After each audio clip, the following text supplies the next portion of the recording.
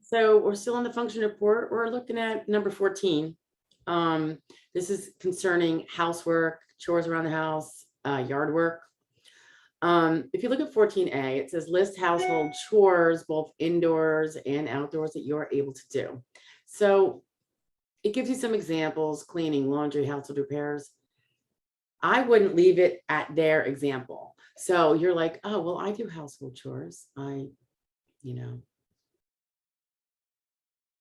sometimes wipe the counter or whatever. If that's the case, don't just say household chores, because that's really open-ended. And then it seems like you could be a housekeeper, a house cleaner.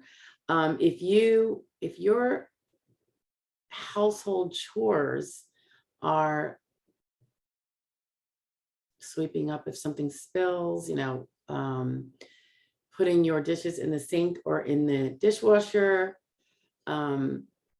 what you want to do is say what you can do, but note its limitations. So if you say I do laundry, I mean, that could be 5 loads or 3 loads in a day going up and down. I mean, the leaving it vague is probably not the best idea. So if it is, one day you take it to the washer and you put it in, and then a different person maybe takes it out and puts it in the dryer, or you do that too, but then someone else takes it out of the dryer and folds it.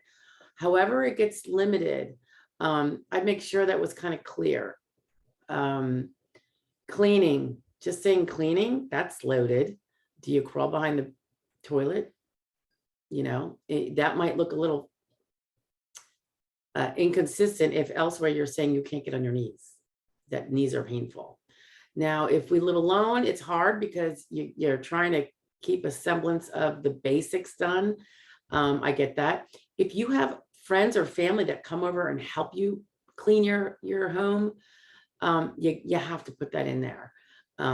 If you don't do much of anything besides, maybe cleaning up your footprint, but the rest of the house is left to someone else's doing, whether you have a friend or family, or you do it once a month. So it's never really how we used to keep it, but you're holding your own.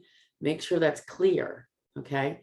When they ask how much time it takes you, I notice that most people do something and they don't spend 2 hours vacuuming. That's hard. Cleaning is hard. So if it is a type of thing where you have a little lightweight, one of those little lightweight vacuums, that's what I actually have. And you do a part of the room, in one morning while you're feeling good, but then you're going to not be doing the rest of it that day. Not necessarily because it's hurting you at that time, but because you know that it might if you keep going. So you know your limits. Explain that you break it up, that you might do 10 minutes of vacuuming on Monday, but then you might not finish till Wednesday, or maybe just Tuesday.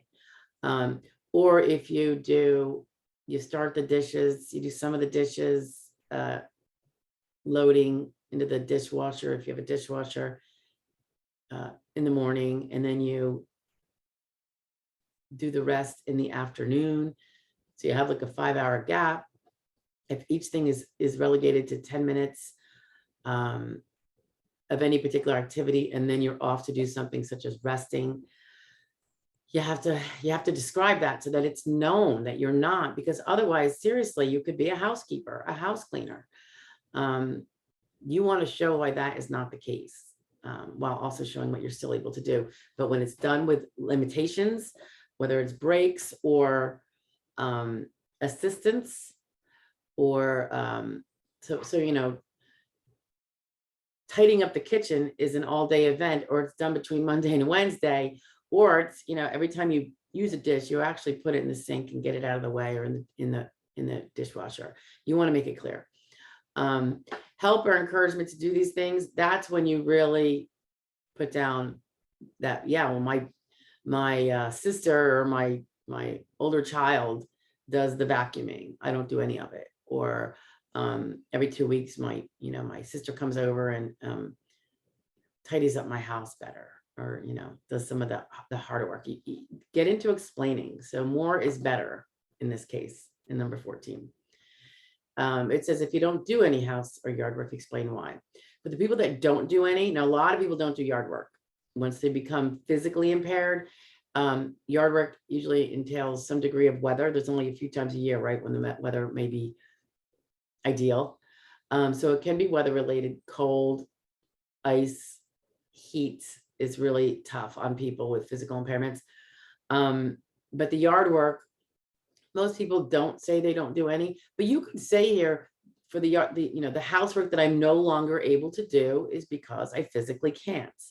If you do zero of it, obviously you're going to say why, but again, most people can lift a plate and put it in the sink, even the most impaired amongst us, a couple times a day. So explain what you don't do. Like for the things that you don't do, explain it's because of pain or because of I can't be on my feet that long. I get swelling, or it'll bring on, neck pain and then a migraine, and then I'm done for 2 days. So, a lot of times we make our lifestyle mitigated so that it accommodates our physical impairment needs so they don't get exacerbated. So we can continue to do the very mild chores we do on Monday. We can also do them on Tuesday, Wednesday, Thursday, Friday, because we have not overstepped our capacities to do them, where, sometimes when you bring on pain, it can be like a couple days before you get back to baseline. So think of all that as you answer the questions to 14. I'm going to go into 15 too, since this is really quick. Getting around, how often do you go outside? This is kind of a vague question, but I take this to mean, even if you step outside on your porch for fresh air, say you step outside for fresh air. But then they go on, and then you can explain if you want. When going out, how do you travel? So this is like getting to doctor's appointments, because presumably you're doing that. You better be. Some people are still able to walk a little bit. Maybe they take a short walk. You could say that. But you're going to explain down below, even if it's not really specific as to whether it would be answered, you're going to stick in there that those walks are, half a block just to get fresh air, or, to the end of my driveway to get the mail. A lot of people say drive a car if they're still driving, which is fine. A lot of people leave out riding a car. It would be really, I think, unusual for a person who has family members who also drive to never ride in the car with them, or if someone goes with them to doctor's appointments, why are they driving and not the person that's going with them? Why wouldn't the more able person be the one driving? Just look into it. Maybe you are the one that's always driving, but you're going to have to, realize that those are going to be questionable, because if you're physically impaired, you probably have limits to your driving. That brings us down to C and D. When going out, can you go out alone? Some people can, but mostly do not, because they want company, either for mental security reasons, or because they do have a fall risk, or they can't drive far. It could be mental or physical. So include that if you prefer to have someone with you. Doesn't mean you always have them. Sometimes we all take those little, risks, or, push ourselves a little bit and do that. But you're going to want to explain if there's a preference not to go out alone. Do you drive? Invariably, oh my God, there's a bird trying to get in my window. Do you drive? If you don't drive, explain why not. Most people are still driving, but I have some that are not. If your driving is very limited, don't just say yes here and click it off. Explain yes, but only very short distances. Only locally, only around town, only to doctor's appointments when my ride can't take me. Explain, okay? Shopping. We're going to leave shopping for another day. I'll keep this short. Okay, so that was 14 and 15. Have any questions? You know how to reach me. They're not the biggest, hugest questions in the world, but the driving one, I invariably have to speak to people about. When they just click off, yes, they can drive, then why can't you be a driver for a living? Those are jobs that exist in the economy. So you don't want to be stuck with that one. So you want to explain how limited your driving is, because I have a strong feeling if you are filing for Social Security disability that you do not have unlimited driving and that you could not be a taxi driver, a bus driver, or a messenger, meaning driving your own car. Could you be an Uber driver? Why or why not? So if it's got limitations, you have to spell them out. That's your opportunity to do that. Okay. Have a great day. I'll talk to you later.